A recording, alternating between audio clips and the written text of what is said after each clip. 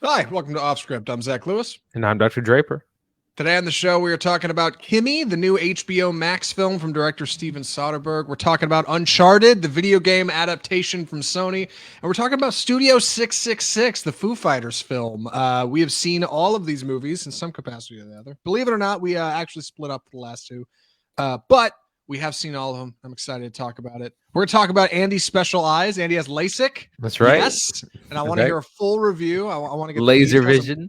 I'm glad you're doing okay. I'm glad you could see. Obviously, it's a bit of a concern. So it came out on the other side. All right. And we also got to talk about the news. First things first, Sonic movie is getting a sequel, and we haven't even seen the previous one yet. This is, I guess, not a surprise to maybe people who are up and up on children's films and why when they do well, they get sequels pretty quick. But this might be a surprise for Sonic fans. Yeah, so Sonic was one of the last movies to come out before the pandemic started.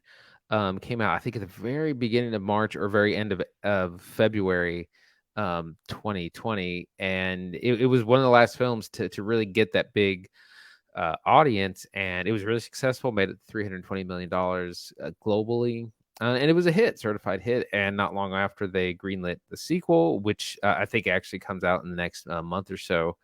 And they anticipate its success so much that they're already planning a third one and a sequel for the villain known as Knuckles.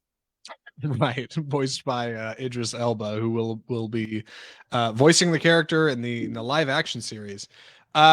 This is a bit of a surprise, I say, to Sonic fans, because many of you may not remember, but when the original trailer for the original Sonic movie came out, that was widely heralded as a really bad thing. Like the Sonic design was terrible. Paramount spent like 80 million or something going in and reworking the whole movie and redesigning the CGI on the Sonic character, and it paid off huge dividends. And I think that's encouraging on the film side of things, because studios can see, okay, hold on, if we listen to people and maybe lean into what fans want instead of trying to go in a bold new direction, sometimes it'll pay off for us. Good for them.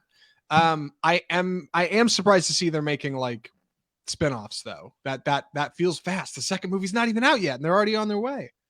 Right. Well, this is going to lead into our second story, but Paramount is doubling down on streaming, and part of that is content. And you got to leverage the properties you have, particularly the ones that are successful. And Sonic is one of them, and then that's what everyone's doing now. That's what Marvel and Star Wars have done. They've leveraged their films into successful TV shows, so it's the fad.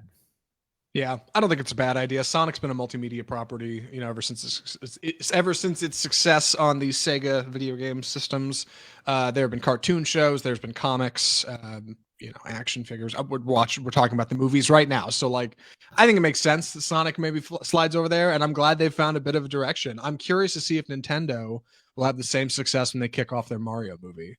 We'll have to see. I think Nintendo has been leaving money on the table for years, and I know that it was rough in that first Mario Brothers movies from the early 90s. They tried with Bob Hoskins and John Leguizamo. So weird. It's some like post-apocalyptic Mad Max level it's weird children's movie. It's just like, what were you thinking?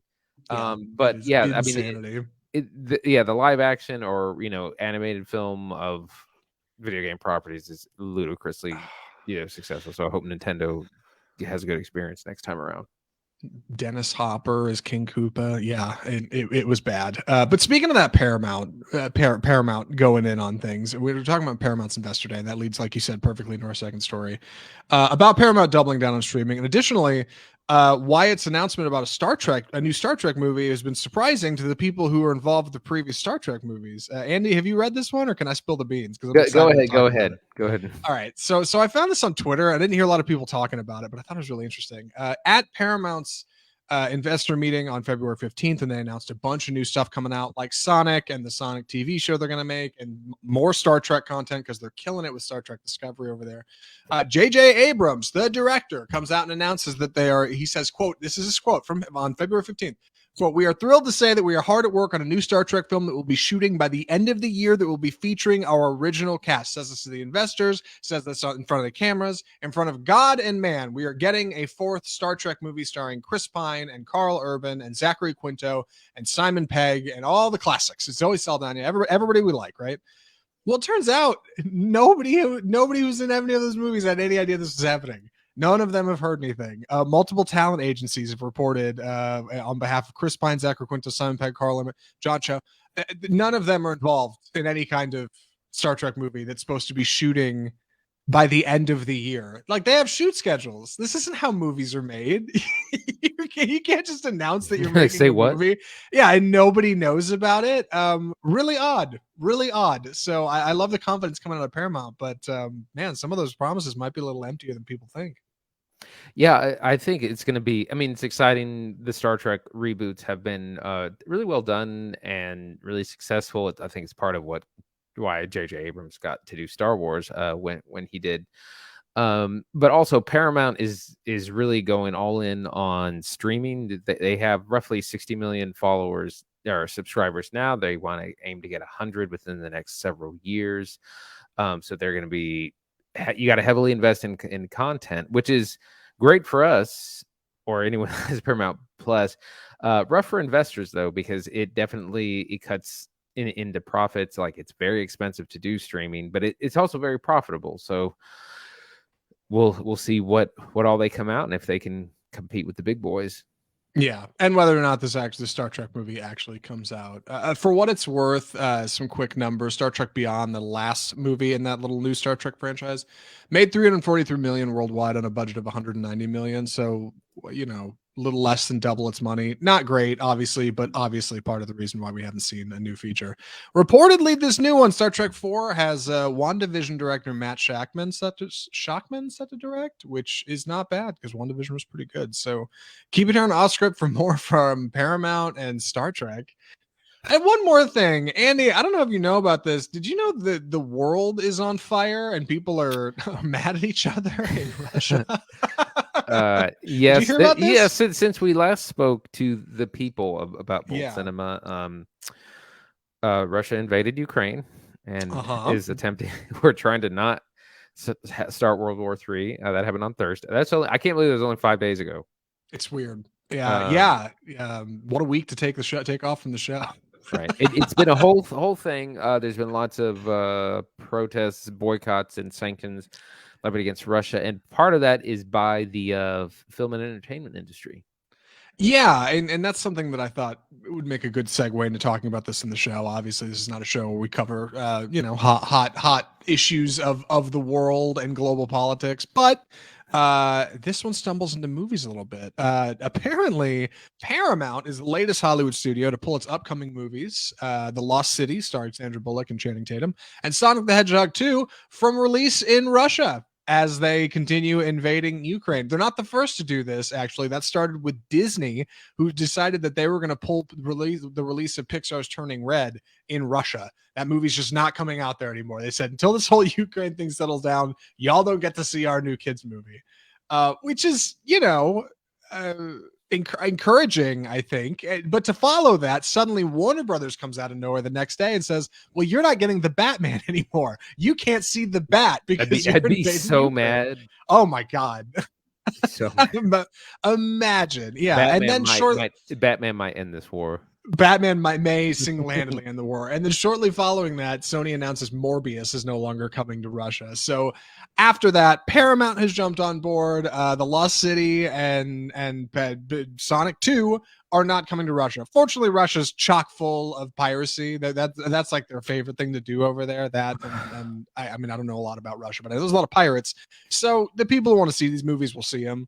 But, interesting. I mean, Sony's Morbius coming to fight for the Ukraine. No. Who saw it coming? Coming in the yellow and blue, clad and not Morbius. No, I saw there was like a final trailer. I was like, really?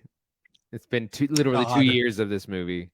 Dozen trailers for Morbius. I've seen every second of footage. I've seen the trailers. I've probably seen the trailer as many times as the runtime of the whole movie is by now. Yeah, like they're gonna start pulling.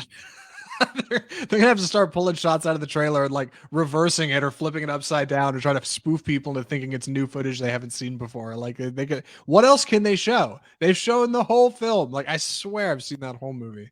Yeah. People are saying that movie. We didn't talk about the show. People are saying that movie might do good. By the way, I don't know if you've any It's thoughts on that, Sony has only been successful with all their comic dude. book stuff. Even if Yeah, they're not great movies like Venom, Venom 2, pretty mediocre.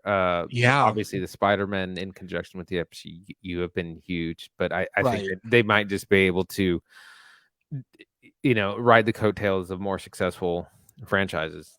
Yeah, people have been surprised at Uncharted's success at the box office, but it's because it comes immediately after Tom Holland's hot streak in another Sony movie, Spider-Man No Way Home. Morbius does not have Tom Holland in it, but it's got a bit of that Spider-Man juice, and it's Sony. I mean, who knows? Like we might see a bit of a surprise. Anyway, that has nothing to do with Russia and sanctions, I guess. But Andy, any hot takes on? Well, every little bit helps. Anything that I mean, Russia's facing much more serious, things like hits to their banking system. Like the ruble is kind of worthless right now, and so every little bit helps to pressure the country. Yeah, I think that's what's important, right? Like I've been consistently surprised with this, and then looking at the work of protesters in Hong Kong over the last couple of years, how like modern warfare evolves over the use of like technology and time. Simple things like pulling major films from release in response to wartime activity. It's small, but like it makes sense, and it seems maybe a little silly or maybe even a little petulant. Like, really, movies aren't going to come out in Russia now, but every little bit helps. It's serious stuff. All right, so go Ukraine. I think we can say that on this show, right? Yeah. Yes. I feel like I feel like we're pretty anti-war here. Anyway, with that being said, we should move on to our first review of the episode. Andy has, I don't want to put you in the spot. Andy, do you got a summary ready for this? Or I am prepared. Oh, thank God. He's graciously agreed to take a summary on this. Andy, please take it away. Kimi. So this is the latest small film by director Stephen Soderbergh, starring Zoë Kravitz. Not as Kimi. Kimi is actually a device similar to Siri or a Google Assistant. Zoe Kravitz plays Angela Childs, who works for this company, works with this device. She's kind of a shut-in. She has a nice apartment, but she doesn't. She has huge anxiety, doesn't like to leave, like won't go outside. But she's really good at her job, and part of what she does is just kind of integrate with the Kimi device and helps kind of clarify language and confusion, that sort of thing. She's like the personal element that helps that whole run. In the middle of her doing her job, she overhears what she believes to be a crime taking place. It gets recorded on one of the devices, and she feels she has to act. She needs to get the recordings, get them to the authorities, but that involves her having to leave, having to kind of face some internal and external fears. Meanwhile, bad agents know that these recordings exist and that she has them, and so they're after her as well. So it's this little thriller filmed during the pandemic, very small scale. That's our setup. Zach, what'd you think? So this is definitely a movie to be thought of as produced during the pandemic. It's hard to ignore. The first two, most of the movie, I should say. I don't want to specify where and when and what happens in the film, but most of the movie takes place in a single location or just a few locations. You have people calling in like via webcast or via Zoom or some kind of Zoom alternative. Like it feels pretty apparent over time. Everybody's wearing face masks if they're in public. It starts to become very apparent that like the trappings of how this movie were made have shaped the larger film. But I think it kind of works to its advantage. Soderbergh has leaned into this idea of a character who's a shut-in, as like a functional part of who they are, who's also functioning in the pandemic. And I think that makes it feel maybe relatable to those of us who are a little younger and like technology and don't like going out, maybe like listen to our podcast, like Off Script Film Review every Tuesday. Subscribe, rate, and review. And I like this kind of modern world that this movie's in. It does feel small. But for what it is, I don't mind it. It reminds me of other early pandemic films like Malcolm and Marie. On the good slide of that, and not like that one we watched on HBO starring Anne Hathaway that I can't remember the name of. Oh yeah, But you know what I'm talking about. Yeah, what movie is that? Oh I God, think breakdown, locked in, locked out, lockout, is it lockout? Something. It's something lockout, like locked that. out, It lockdown. had like lockdown. I think is what it was. It was a Yeah, because it had like a and pandemic esque. Shutel AG4. Yeah. It had a pandemic esque Yes. title. Same kind of thing, but super forgettable. I would slide this more into the memorable side of those movies. So I think that's a decent way to start, albeit clumsy. Andy, where do you want to? I mean, where do you want to jump in on this? So let's see. So let's start with the good. My overall feeling is that I kind of couldn't get into this. I just couldn't get so it just felt too much like a TV movie. It is a TV movie. It is really well directed though. I think Zoe Kravitz is really good as the main character of just kind of she plays this tech nerd, but she also has these really strong anxiety, like debilitating anxieties. It's shot with a lot of handheld. I believe there's a lot of tight shots in her apartment or just other buildings. It's very few locations. It's basically her apartment, an office building, and some small places kind of in between. So I think the directing is good. I just couldn't really get into the story very very much. Like I said, it just kind of felt like a TV movie. Yeah, I'm in the same spot. I think this movie is very well made. I think it's not super well written, and that's just because it had to have been written in a world where you couldn't get a lot of people together on set. You're using closed sets, small crews, low budgets. Like that's what this was. Soderbergh shot this as a bit of an exercise in creativity while he was trapped during the pandemic. That's why Zoe Kravitz got on board. Like that's fundamentally what's going on here. The filmmaking present here is really good. I mean, lots of Dutch angles, lots of crane shots, lots of really clever rack focuses, good lighting. Like Kimi's apartment is where most of the movies happen at Kimi. Zoe Kravitz's apartment is where most of the movies happening. Angela, or that's where most of the movies happening. And her apartment's full of texture and color, lots of brick and wood, and she's got lots of like cool paintings up. It's one of those apartments that like no single person could ever afford to live in. Ever. Yeah. Like her dad was a Rockefeller or something. Like that's the only but whatever, like outside of that. Very large, lots of space.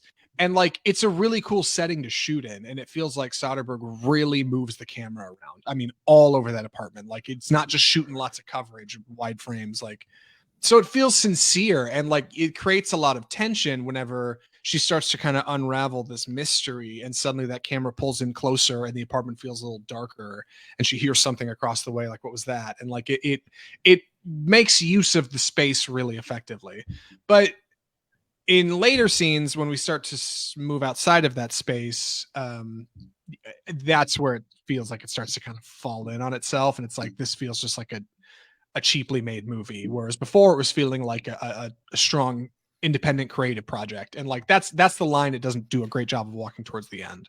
Yeah, I think it's an issue of budget is the biggest thing because Yeah. everything feels like the bad guys feel like budget bad guys, and the very very much faceless dudes in black suits with ties. Like yeah, and the whole film suffers from that kind of on a budget.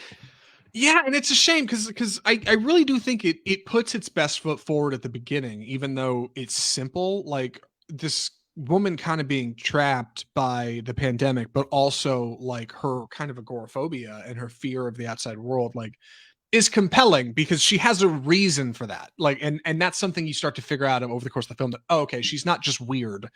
There's a particular reason she is this way, and that defines her character, and that's something she's struggling to overcome. And like that makes for an interesting performance from Zoe Kravitz, who's very good in this movie.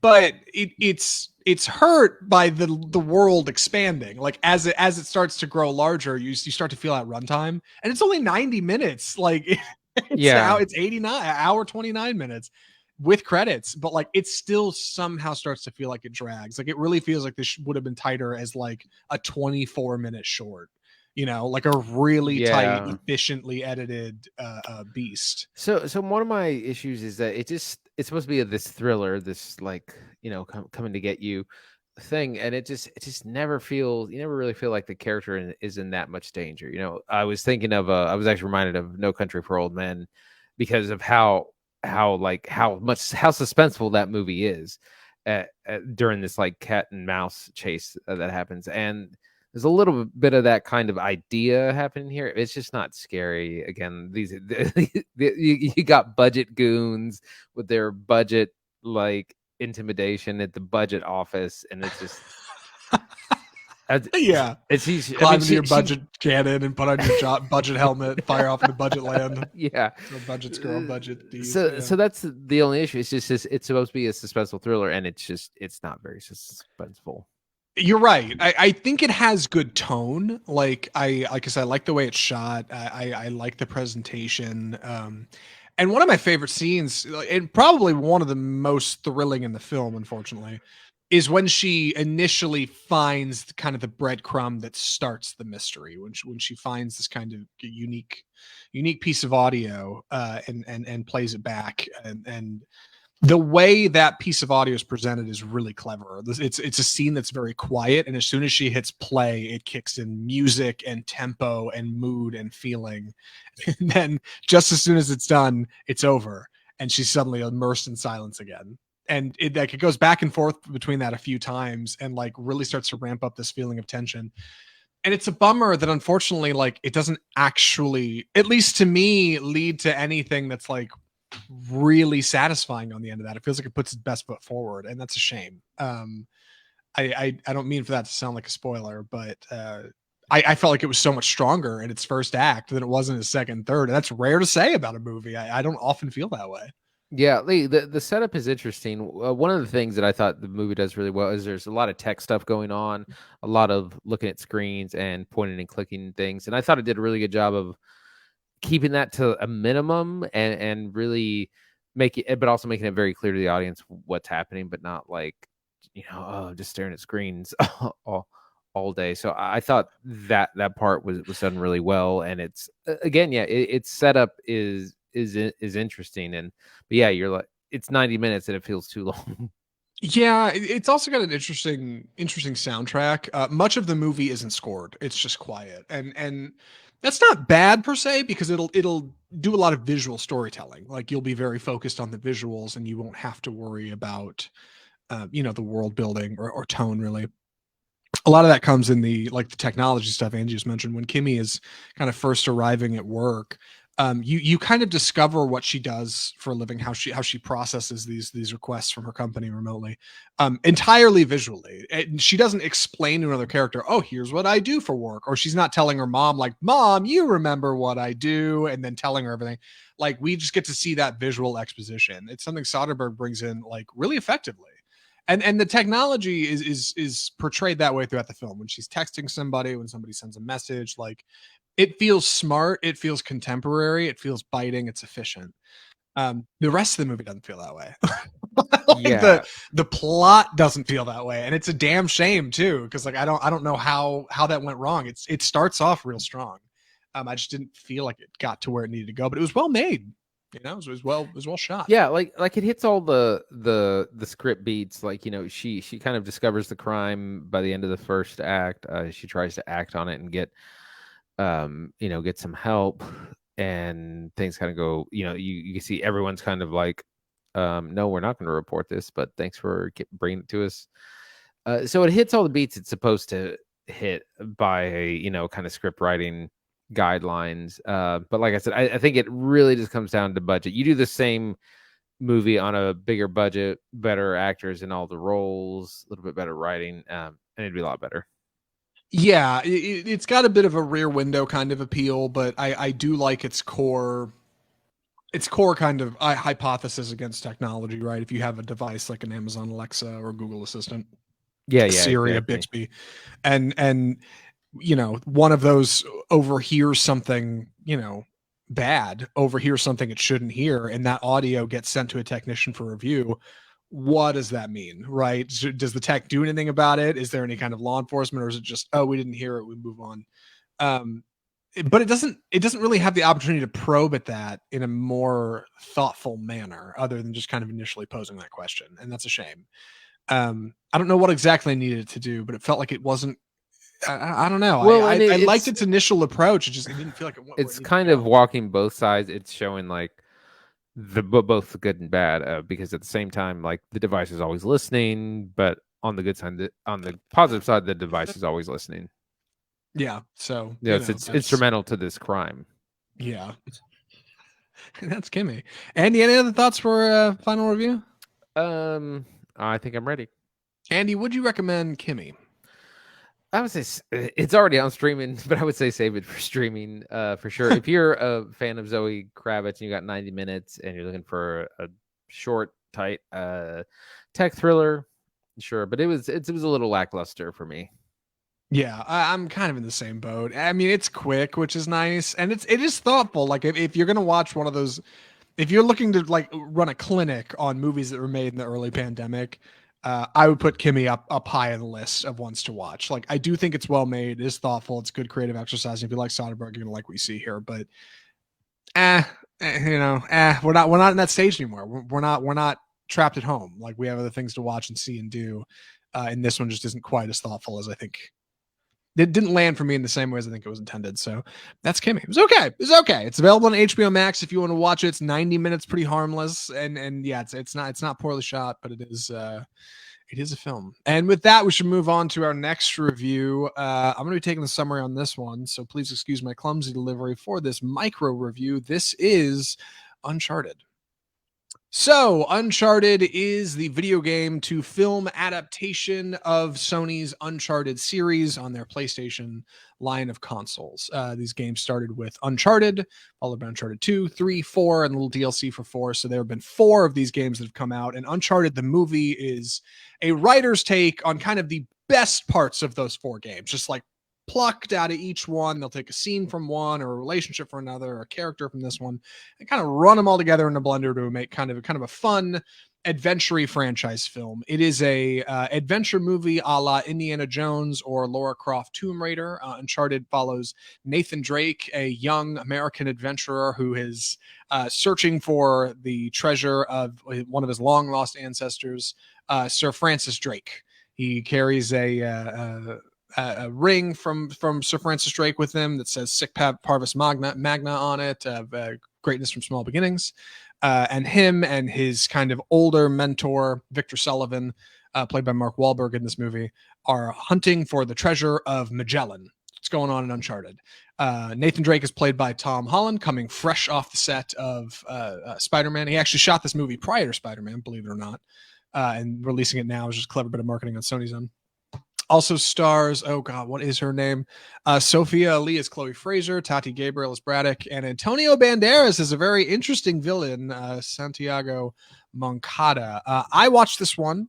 Andy did not have the opportunity to see it, so normally I'd ask Andy what he thinks, but he didn't see it. But I do want to take a breath to take a moment to take a breath and catch my coffee, drink my coffee, and figure out my thoughts. So, Andy, any initial impressions on this one before I jump in? Have you played Uncharted? What do you think? Yeah, I have not played the series. I've heard really good things. I've heard a few reviews of this, and it's been wildly successful. But it's one of those. It's a combination of a number of movies. It takes things from like Indiana Jones, what's the movie where they steal the Declaration of Independence? National Treasure. It's kind of an adventure movie that borrows from a lot of things, Goonies even. It's not as good as any of those movies, and it's kind of, the plot is a million things going on and kind of is all over the place, but it's entertaining. Yeah, I think that's probably a great spot to jump in on the film, so thank you for that. Uncharted is oddly very similar to what Andy just said. It's the sum of a lot of action adventure film movie parts crammed together to make something that's pretty entertaining, but ultimately like pretty harmless. And that's what this movie is.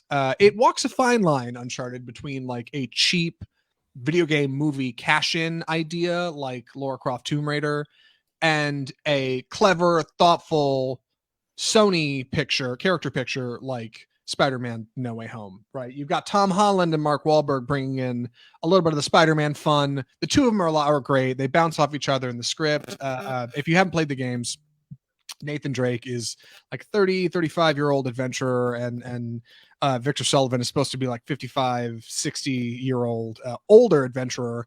Who the two of them adventure together, and Sullivan kind of, you know, has some ins and some experience. Nate Drake is like the young kid coming up. So that's supposed to be the setup. In the movie, Mark Wahlberg does not appear to be 55 or 60. I'm sure he is, but you know, he obviously looks a bit younger, does not have the gray hair or the gray mustache of our Victor Sullivan in the game. And rather than being kind of this smarmy, sarcastic with a grin, you know, elbow you in the ribs, grandpa kind of character, Mark Wahlberg comes off as just kind of like the asshole uncle all the time. He kind of just reads like a dick a little bit. He's charming for what it's worth, but like he's definitely ruthless in this movie, a little bit more than the character typically is, but a friend to Nathan Drake, and ultimately like a positive force for the audience. You enjoy watching Mark Wahlberg in this movie. Tom Holland plays Nathan Drake, who obviously is not 30 or 35. I think Tom Holland's mid-20s. Yeah. He always looks like a teenager. Yes, playing a little younger as well. Yeah. And he is kind of on his first grand adventure out in the open as Nathan Drake here. In the games you played, Drake has understandably been exploring for a little while, but this is kind of his first foray into it. It's smart. When they were putting this movie together, they've been working on Uncharted for probably a decade. I mean, I don't want to say a decade, but a really long time. They've had a number of directors and stars attached to it. For a long time, Mark Wahlberg was supposed to play Nathan Drake.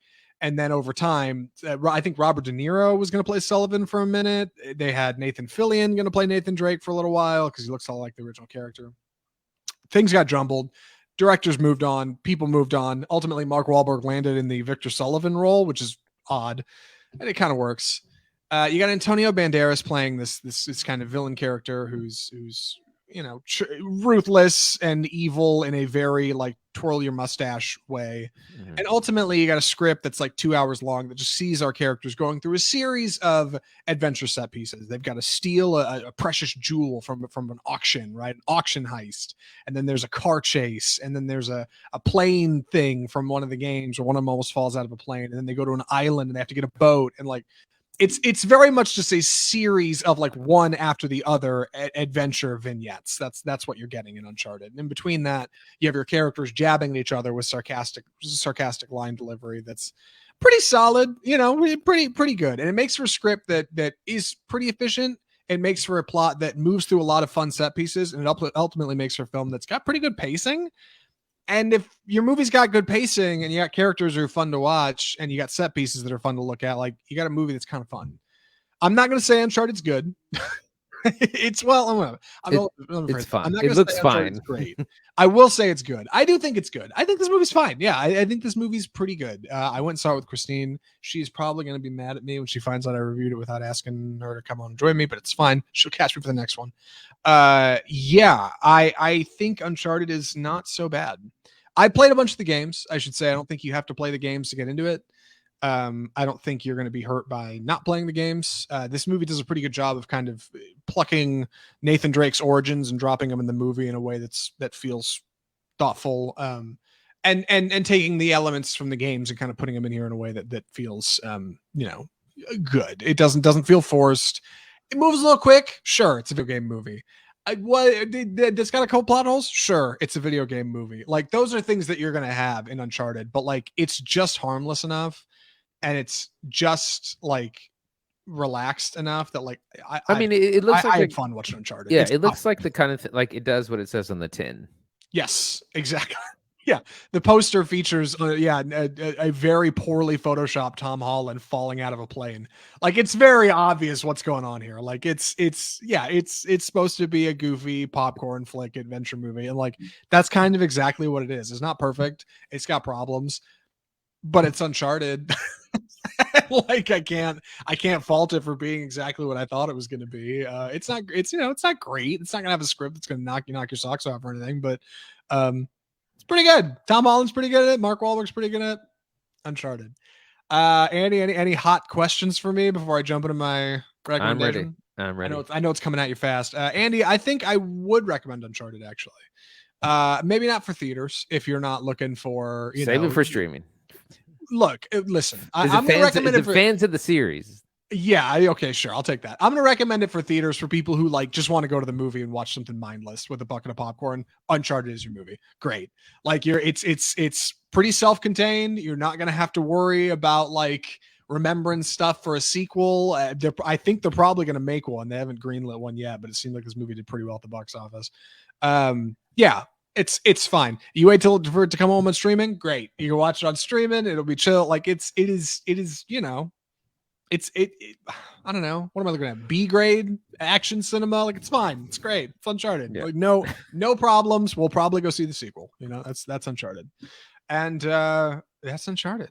Now something more important, much more important. I can't believe we waited till this long in the episode to get to it. Andy, we got a LASIK update. What's going on, man? You can see. I don't believe it. I know. Look at your special eyes. I can see with my special eyes. You sure can. So how long, when was the procedure? So I got it Thursday, about a week and a half ago. So it's been a little over a week, almost full 2 weeks. Still recovering. It takes some time. The healing process is it's a process. It takes a long time, but you can. I mean, well, let me just go through it. So day of, you go to the center. They prep you. The procedure is very, very quick. It's literally, there's 2 machines, and they each spend about 15 seconds on each eye. The first machine cuts the flap in your cornea, which that machine's a little uncomfortable. Like that one. That one's uncomfortable, huh? Yeah, it's uncomfortable. Right. Well, because it goes like basically directly on your eye, and it creates suction to kind of make your eye round, and then so it's just you feel a lot of pressure. It's not comfortable. Second machine is fine, and that's the one that the laser that zaps your reshapes your lens. That one's completely fine. The only kind of disturbing thing is you can definitely smell your cornea burning. You get a little bit of that smoke smell. And I was like, they need to rub some like Vicks under your nose or something so I can smell that. They have that at the door ready to go. Yeah, and these I like to know all the gritty details, like because they didn't really mention any of this in the prep, but I would have liked knowing like, yeah, this first machine's a little uncomfortable. You feel some pressure on your eye, but it's it's over after not too long. And like literally as soon as you get up from the table, everything is like hazy, but like you can see. Like your vision's already like, it's like somebody dropped a contact in your eye or something. Like like there's a clear addition of focus that you didn't have before. Mm-hmm. And then the first day is the where you got to be the most careful. You basically just try and sleep as much as you can, so your eyes will heal. They give you numbing drops, and that's the main thing is you got to keep your eyes lubricated a ton. So you got to put drops in your eyes almost hourly. And then it's just kind of being careful, making sure you don't obviously poke your eye out, or can't go swimming for a couple of weeks, those sorts of things. No contact sports. And yeah, it's pretty fabulous. And I did go see it. Studio 666 was the first movie I saw. Yes. And that was fine. I could see everything really clear. There's still a little bit of I see a little bit of double, like a little bit kind of like astigmatism, but that's partially from the dry eye, which I actually had a follow up today, and they said, eyes are still a little dry. Make sure might want to increase the frequency of the drops you're putting in. Sounds like they're in the pocket of big artificial tears. Yeah, exactly. Yeah. The artificial tears are expensive. How much are artificial tears? I got a box, and I got like the store brand, as many as I could, and it was like $18-19 for a box, and they're like single use things. I'm making them last though, but no, it's really great, and it's amazing. It really is, and my vision gets better and better every day, and yeah, just got to make sure that don't let my eyes dry out, because that's when they went in today, I was kind of having a little trouble seeing out of the right eye, as far as like when we did the eye test, and the doctor looked in my right eye, and he was like, oh yeah, there's all this buildup because your eye's dry. He's like, you're not gonna be able to see anything super clear, so it's already better just from making sure keeping my eyes lubed up. There's something so funny to me about you having to go buy artificial tears, and when you go buy them, you decide to buy the store brand artificial tears. Like, I don't know why. Like, I just saving a couple bucks on artificial tears by buying like the knockoff brand is peak. Oh, I was doing all kinds of math so because it's like, okay, there's 25 in this box, but it's this much. But there's 35 in this box, and it's this much. Yeah, had the calculator out and everything. So how long following the procedure? I mean, are you expecting like recovery? What is that, like 4 to 6 weeks before they're like, you're good, you can go swimming and hike in the Alpines. We don't care, you know? So yeah, I mean, those first 2 weeks are when you have to be the most careful. I mean, if I wanted to go swimming, I could start in a couple of days. I have another follow up in about 3 months, and they said, if I'm having any problems, to come in, before then. But I think at this point I'm good to go. They just said just keep on using making sure you're using the drops a lot. So I was reading what happens is that whenever they cut the flaps in your lenses, it damages the nerves, and your eyes don't know they're drying out, and so they don't produce like the tears. So Right. once it's sealed up completely, like they'll be fine. But in the interim, you just gotta use the drops a lot. So that's the Huh. update, and it's pretty amazing. And All right. I Well, was able to enjoy Bold Cinema.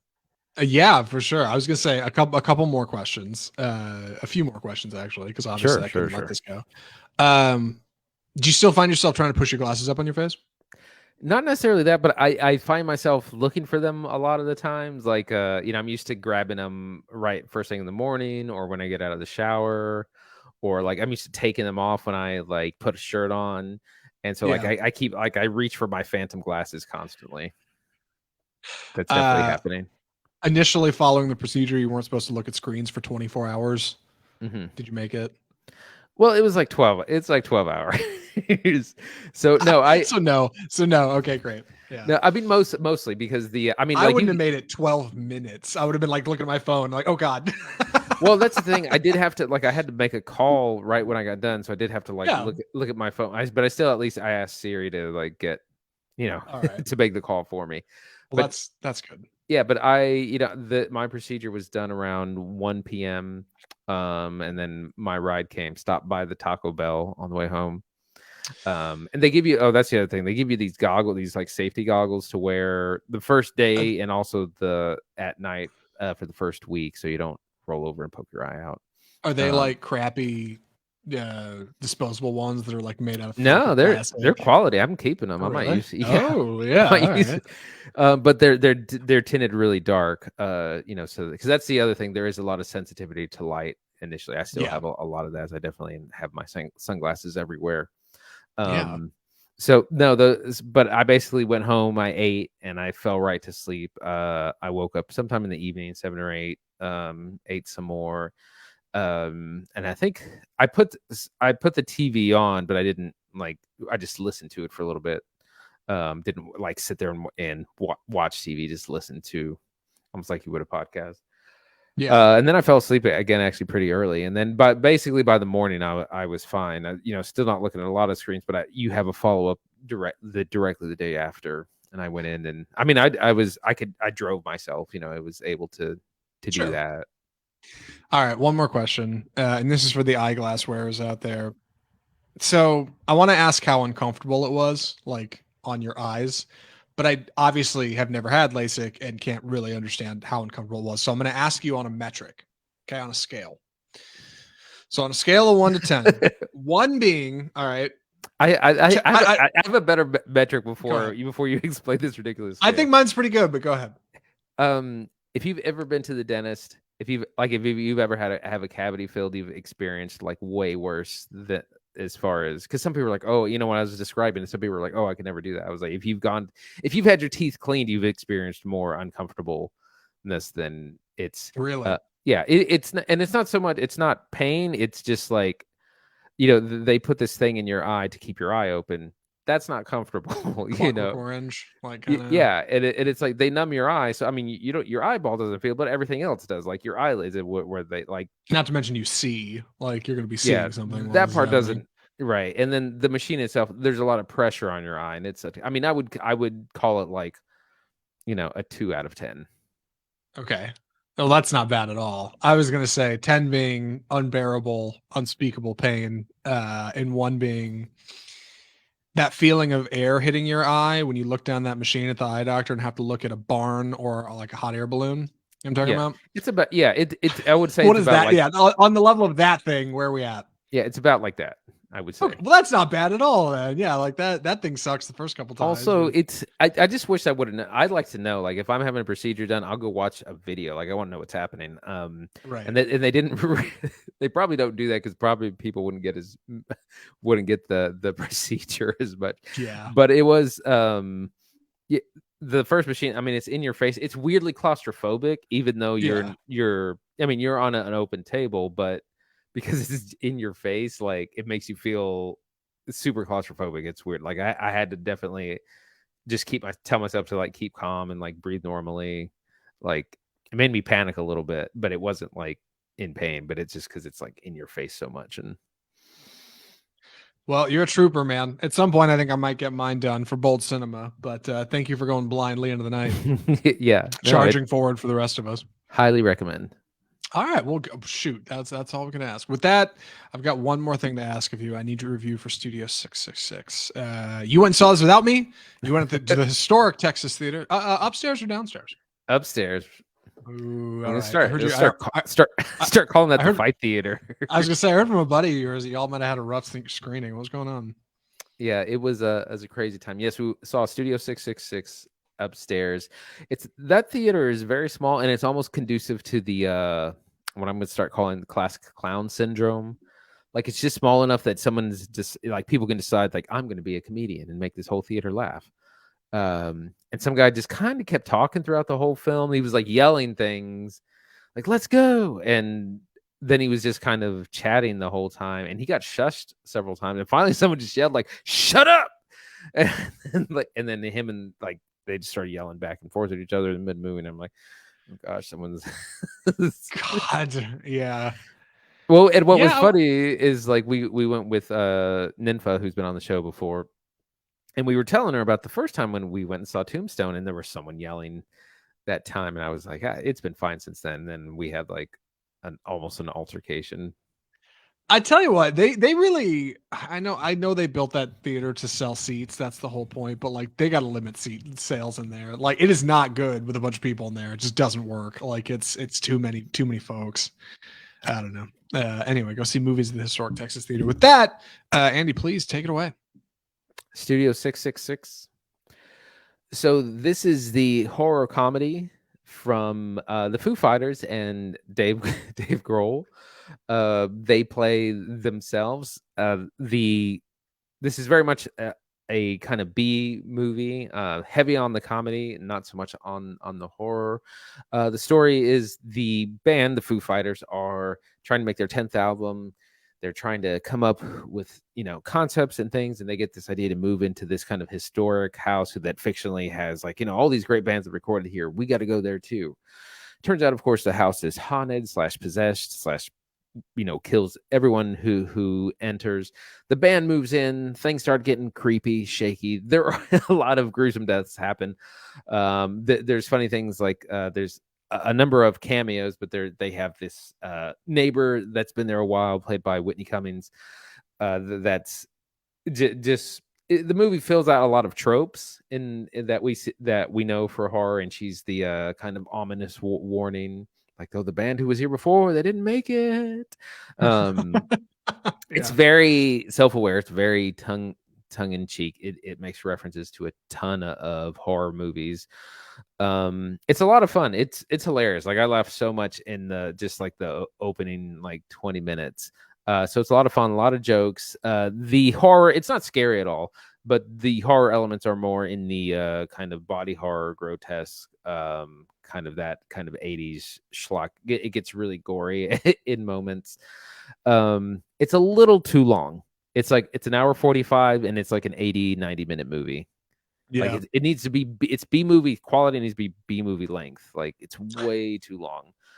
Dave Grohl's fine as an actor, but the rest of the band is just kind of standing around, and that's kind of another issue, is that there's five people in the band, and they're kind of in almost every scene, and it just there's too many. It ends up being just a bunch of people standing around, or like two people acting and then the band reacting or standing, because you're trying to get the band in all these scenes, and it's just kind of too many people.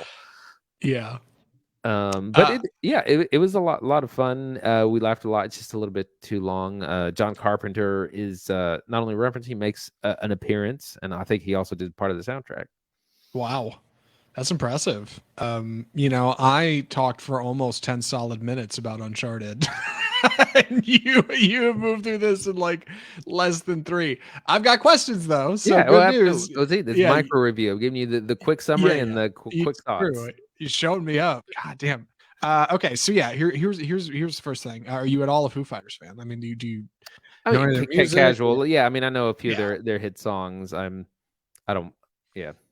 Did you feel like you were? I mean, how's the inside joke to joke ratio, right? Like, does it feel like, oh, I'm not a Foo Fighters fan, this doesn't make any sense? And additionally, was that guy who was shouting in your theater, I assume he was a Foo Fighters fan, right? That's the deal. That's the crowd. No, I think he just wanted to make an ass of himself. Like he just wanted Mission to yell. accomplished. No, there's not a lot of that actually. They other than them being the Foo Fighters, there's not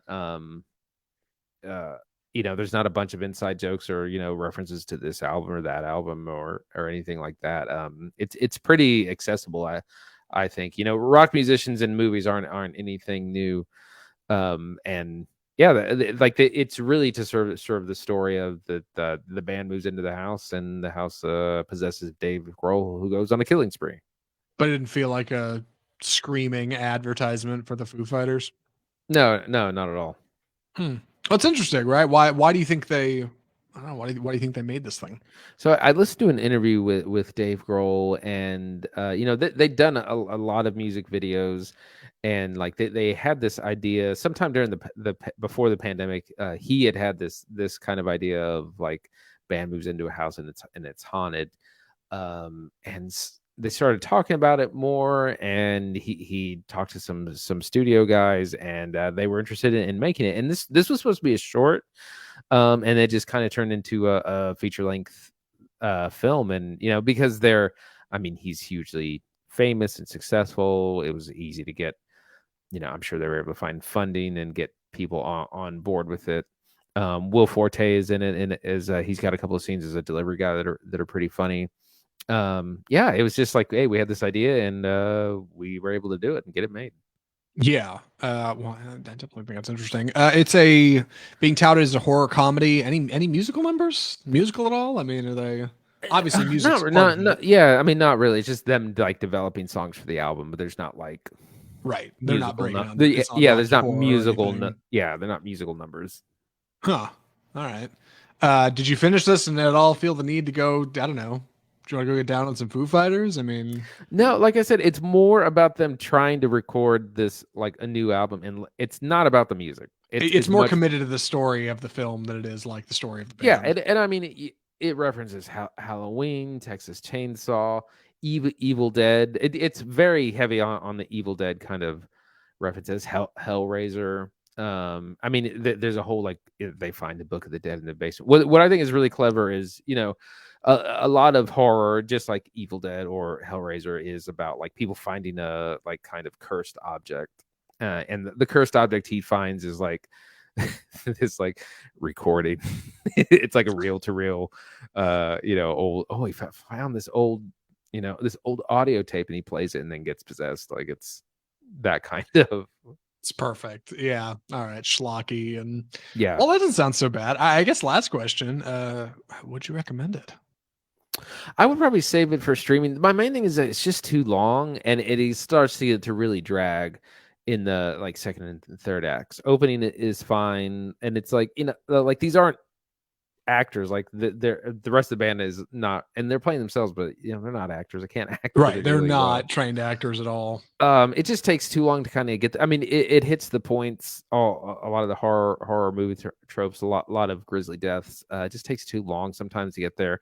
The other thing, it's like many horror movies. It's kind of all over the place with its own rules as far as like what's the mythology, what's the curse, or is the house possessed, or are you possessed? Is it haunt? Like kind of everything going on.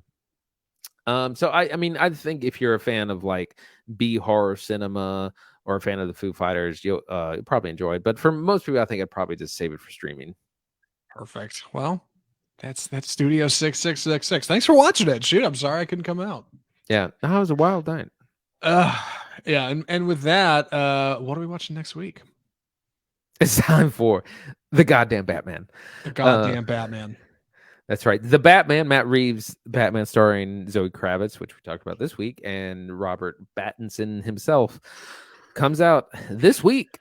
I'm seeing it in 2 days. I Yes. can't believe it's 2 days away. 2 days I away know, from we're me. almost there. It's crazy. I'm excited. It's gonna be fun. It's going to be too long. I know that already. Have you seen any early reviews? You looked I've at any? seen. I try to avoid reviews, but it's possible to avoid like headlines, and that's one of the headlines is too long. And I was like, well, it's 3 hours. It's 3 hours. My favorite review headline so far was "Holy runtime, Batman." But I honestly, I've heard that it is properly paced for its runtime. I bet best so far. I heard people say it's a 3 hour film that feels like two, and those are the best 3 hour movies that just feel like, oh my god, where'd the time go? So hopefully it manages to catch that. But it's gonna be fun. You can see a theater full of people. It's gonna be good. Yeah. Should be a good time. If you enjoyed the show today, if you like what we're doing here, if you like what we're doing on Off Script, maybe want to find out more about the films we watched, or tell us what you thought about the films we're talking about, feel free to message us, send us an email. I wanted to say email us. It started with an M. I couldn't back out of it. Feel free to send us an email at mail@offscriptfilmreview.com. Check out our website, offscriptfilmreview.com, where we post full episodes, interviews, clips, that kind of stuff. You can find us on Facebook, where we live stream the show every Tuesday. You can find us on YouTube, where we post our live streams. We're on Twitter, we're on Instagram, we're on iTunes, Spotify, Google Play, all the usual places you find your podcast. But if you want to support the show, the biggest thing you can do for us is just subscribe. Just subscribe to get brand new episodes of Off Script delivered straight to your phone every Tuesday. We record one. We love talking about movies, and we love that you hung out and listened. And we'll be back next week with the Batman. My God, a red letter episode. It's going to be as long as the movie, 3 hours for sure. Yeah. My big question actually is, when am I going to get my second viewing in? That's a good question. Can you squeeze in 2 before next Tuesday? You could if you time it right. I might. But that's gonna be it for episode 167. From all of us at Off Script, the home of Bold Cinema, I'm Zach Lewis. And I'm Dr. Draper.